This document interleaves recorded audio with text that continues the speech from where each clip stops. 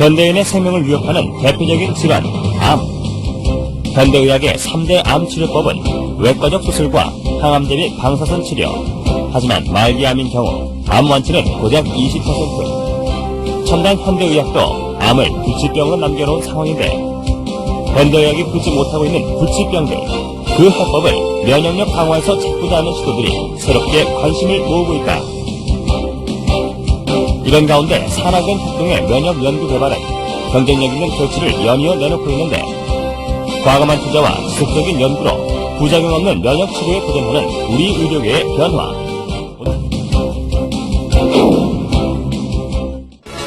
천연 생약제에서 추출한 성분으로 만든 항암 기능성 식품이 국내에서 처음으로 개발돼서 이르면 이달 안에 시판될 예정입니다. 주용호 기자가 전합니다. 항암과 암치료 부작용이나 성인병을 예방하기 위해 개발된 기능성 식품입니다. 해모힘과 해바순으로 이름 지어진 이들 식품은 생체 손상을 막고 조혈과 면역 증진, 생체 조직의 재생을 촉진하는 기능을 발휘합니다. 이러한 효능을 입증하기 위해 쥐에게 암세포를 투여해봤습니다. 암세포가 계속 전이되는 왼쪽 쥐와는 달리 기능성 식품을 투여한 오른쪽 쥐에서는 암세포 억제 효과가 나타났습니다.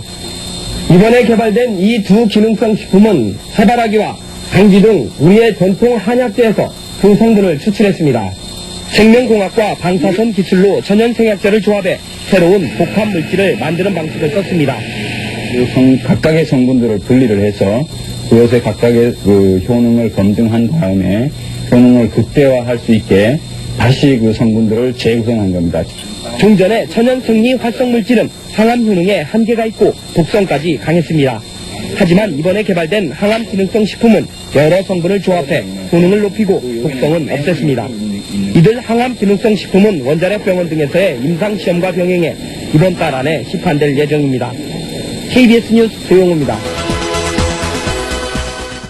환자의 면역력을 탁월하게 높여주는 새로운 생약 복합제가 국내 연구진에 의해 개발됐습니다.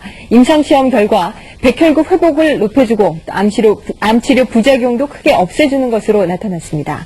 최상원 기자가 소개합니다. 생약을 섞어서 만든 해모임이란 생약물질입니다. 원자력 연구소는 천연생약제 30여 종을 집중 분석한 끝에 당귀와 천궁, 백작약 등을 재합성해 이 생약물질을 만들었습니다. 이들 생약제에는 면역을 활성화시키고 조혈장애를 없애는 황산화물이 있는데 연구팀은 이 성분들을 재구성하는 방법으로 면역 증강물질을 개발했습니다. 원자력병원에서 임상시험을 한 결과 새 생약물질은 암 환자들의 면역력을 크게 높이는 것으로 나타났습니다. 유방암과 자궁암 환자 각각 12명에게 새 생약물질을 복용시켰더니 모두 회복 속도가 60% 정도 빨라졌습니다. 특히 이 생약 복합제는 암치료에 따른 염증이나 구토 같은 부작용을 크게 줄일 수 있는 것으로 나타났습니다. 암 환자들은 치료를 받으면서 기력이 떨어져 문제가 됐지만 생약 복합제를 복용한 환자의 80%가량이 기력 회복에 큰 도움이 됐다고 답했습니다. 해모힘을 먹은 환자들은 정신 무력감이 많이 없어져서 더 약을 요구하는 환자들이 많았습니다.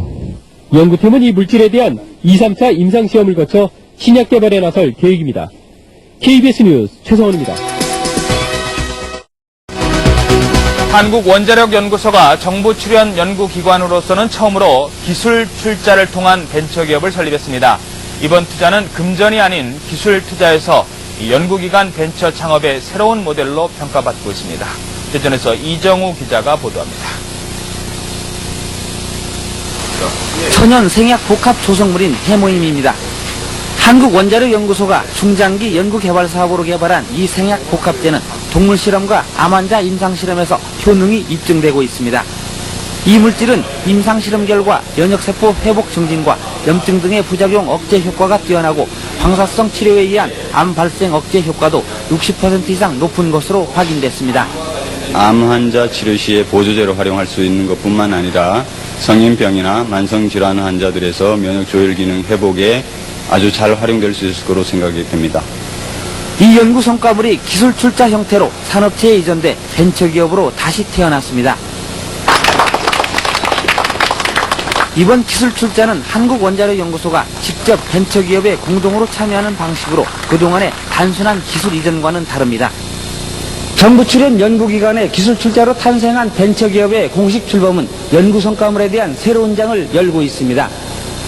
정부 지원만을 받는 연구소에서 탈피해 연구 성과물의 상용화, 산업화를 통해 경쟁력을 강화하고 이익금을 환수해 연구 기반 확충에도 도움을 줄 수 있다는 설명입니다. 연구자들이 더 용기를 가지고 더 좋은 연구 성과 내고 성과가 나오는 대로 민간에 이렇게 기술을 넘겨줘서 민간이 또 새로운 기업을 자꾸 창출하는 그런 아마 좋은 전기를 마련했다고 이렇게 봅니다. 기술투자 벤처기업은 금전 등 실물 자산이 아닌 특허와 실용신안 등 기술 투자로 이루어지기 때문에 연구기관 벤처 창업의 새로운 모델로 평가받고 있습니다. YTN 이정우입니다.